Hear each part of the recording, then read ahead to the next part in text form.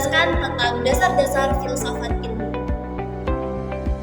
Pernah gak sih teman-teman sadar, setiap kali kita membuat keputusan kecil dalam hidup, sebenarnya kita sedang berpikir secara ilmiah.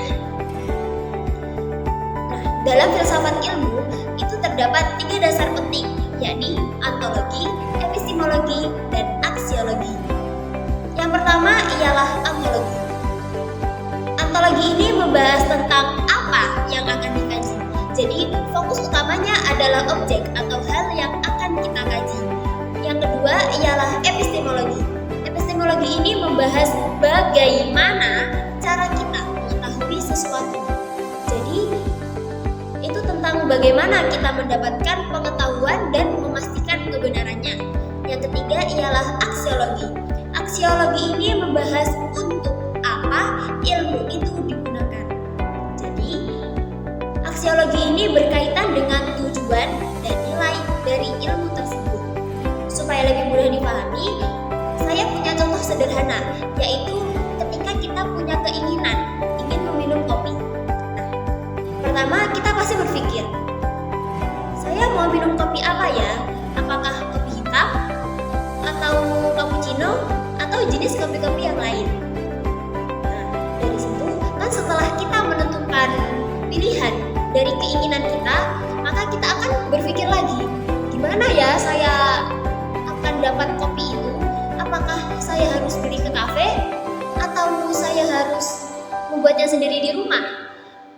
Nah, kalau kita sudah mendapatkan jawaban dari bagaimana kita ingin memperoleh kopi tadi, kita kan pasti akan mendapatkan kopinya dan kita akan meminum kopinya.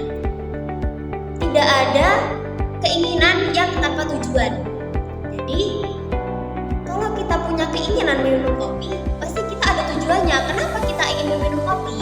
Nah, misalnya kita ingin meminum kopi karena kita ngantuk, jadi kita meminum kopi biar mata kita lebih segar, atau karena waktu itu kita lagi ngerjain tugas dan kita ingin lebih fokus, jadi kita punya keinginan untuk meminum kopi dengan tujuan agar kita semakin fokus untuk mengerjakan tugas. Kalau kita hubungkan, memilih kopi itu menggambarkan ontologi. Cara mendapatkannya itu epistemologi dan tujuan meminumnya adalah aksiologi. Kalau dilihat lebih dalam, ketiga hal ini sebenarnya tidak berdiri sendiri, tapi saling terhubung dan membentuk satu sama lain dalam kesatuan filsafat ilmu. Tanpa mengetahui apanya, kita tidak tahu apa yang dipelajari. Tanpa bagaimananya, kita tidak tahu cara memahaminya. Dan tanpa untuk apanya, ilmu akan kehilangan arah dan tujuannya. Karena itu, 3 dasar filsafat ilmu ini menjadi fokus utama dalam filsafat ilmu. Mungkin itu saja yang dapat saya sampaikan. Kurang lebihnya saya mohon maaf. Saya akhiri. Wassalamualaikum warahmatullahi wabarakatuh. Terima kasih.